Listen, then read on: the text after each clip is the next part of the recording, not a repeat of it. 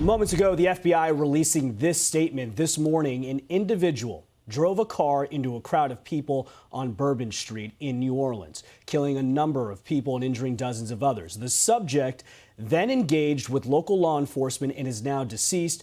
The FBI is the lead investigative agency, and we are working with our partners to investigate this as an act of terrorism. Let's bring in Ted Williams, Fox News contributor, former D.C. homicide detective and defense attorney.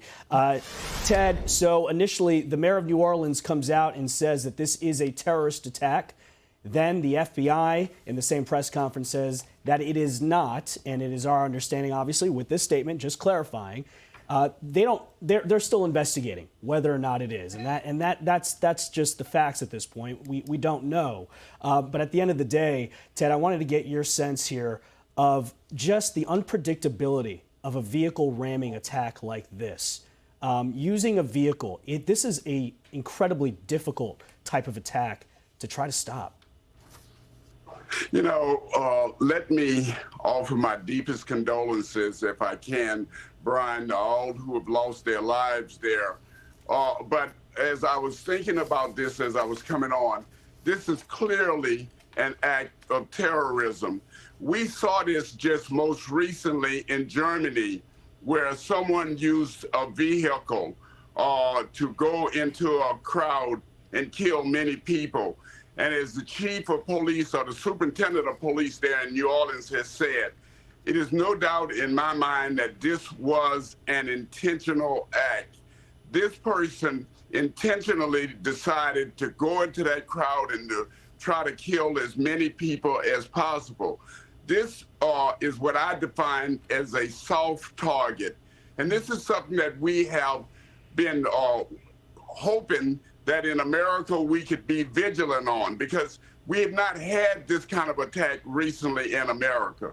So it is certainly something that I'm sure with the Sugar Bowl there in New Orleans tonight, that they're definitely concerned about, and I'm sure it's going to be all hands on deck there in New Orleans tonight.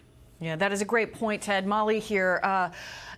These vehicle attacks, as you mentioned, they've become more common, more prevalent all around the globe. In 2016, there was the massive attack in Nice that killed so many people and became one of the most high-profile attacks of this kind. And shortly after that, there were major facelifts that were done down in this Bourbon Street area to create bollards. And as that press conference was coming to a close this morning, one of the reporters shouted out a question about those bollards. You know, for me, when you think of Bourbon Street, it's a promenade, there are people walking on it, we know it needs to be protected, and somehow a vehicle made it onto that stretch of ground. What do you make of this?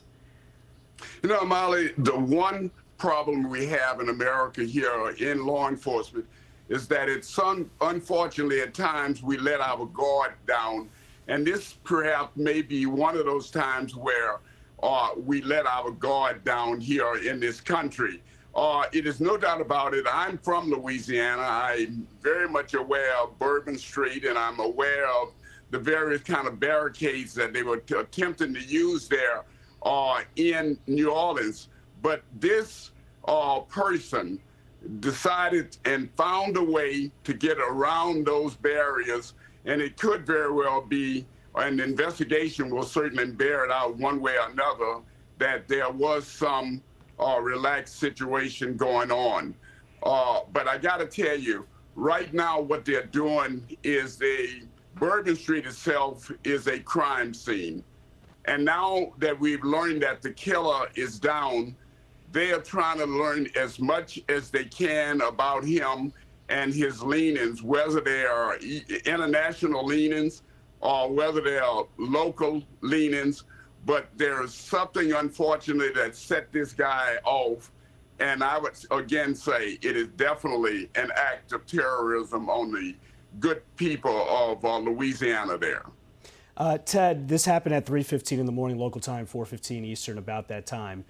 This is right after the ball drop. You've got people there celebrating. This is a complex, very large crime scene. I'm wondering, in those immediate moments, when you arrive at a scene like this, you've got people that are in bars and in clubs who may be intoxicated to some degree all throughout Bourbon Street. How do you respond to something like that? And how important is it? Because we're hearing from the ground that people were stuck. They weren't allowed to leave their establishment. So how do you clear out an area like Bourbon Street on New Year's Eve? You know, it's a very insurmountable task for law enforcement to handle under the circumstances, because you're right, Brian, there are individuals down there that are celebrating, they're drinking, are intoxicated. There are other individuals who saw certain things happen. And what you are counting on is the public. For individuals who may have seen something, to go to any law enforcement officers they could and report that kind of information. It is not an easy scene under the circumstances, because you have really here several different crime scenes. You have the crime scene there on Bourbon Street, or you have now wherever the individual who was found dead, that part is a crime scene. Now you go further, the individual's residence is a crime scene. So this is where you have an all hands on deck, all law enforcement officers, I'm sure in New Orleans there, are on alert. But I got to tell you, just as this happened in New Orleans, I would hope that around our country right now, law enforcement are on alert, because this is certainly something very sensitive. And law enforcement, and hopefully at the next press conference, they'll give us more information as to what took place here. Yeah, Ted, that's a great point. The next press conference is expected to be at 11 a.m. this morning. I want to just delve a little bit more into the idea of this suspect. Very often we've seen the vehicle attacks. It is a lone wolf type of person. Is there any indication here, any thoughts you might have as to whether or not this is someone who acted alone, or is there a very strong possibility there could be something broader at stake? You know, Molly, at this stage, it's very difficult for me even to speculate. This will be driven by the investigation and what they're able to come up with. I would have to believe that at this stage in the investigation, even though it's early on and this happened around 3:15 a.m. this morning, they know a great deal about the killer or the person who is now dead. And they are following up on that kind of information. And that's going to be very important to come up with what was the motive behind this and what was the circumstances, or were there others involved, or was this a lone wolf, or was he acting in concert with others? All of those things are on the table, and I'm sure they've got federal, state, and local investigators all working together to try to come up with some answers in regards to this sad situation. Ted, when we do these mass shootings, we know that there is a protocol by law enforcement.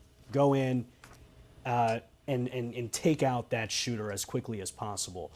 Now that we're seeing things like these vehicle ramming attacks like this isn't the first time that an attacker in a vehicle runs people over, then comes out and starts shooting. Here in New York, Halloween 2017, a story I covered here, when he rammed and killed 8 people on the West End here on the bike path. He came out and with a paintball and a gun and pellet gun and started waving it. Now, in this situation, New Orleans, we know that there were 2 officers who were shot. What is the protocol? Is there a protocol for law enforcement at a vehicle ramming incident like this about how you approach this person? Do you start shooting right away? Well, I can tell you there are protocols all over this country for these kinds of incidents. If you remember in Waukesha, Wisconsin, we had a parade going on there where somebody used a vehicle there. There are protocols in place, but even the best laid plans can be gotten around. And these individuals who do these kinds of acts, many of them takes a lot of time to plan and to see how they can circumvent law enforcement and get around some of the protocols that are in place. In this one, from what I understand, the vehicle went around the barrier. And this person, again, after he mowed these people down, he got out and he was able to shoot 2 law enforcement officers.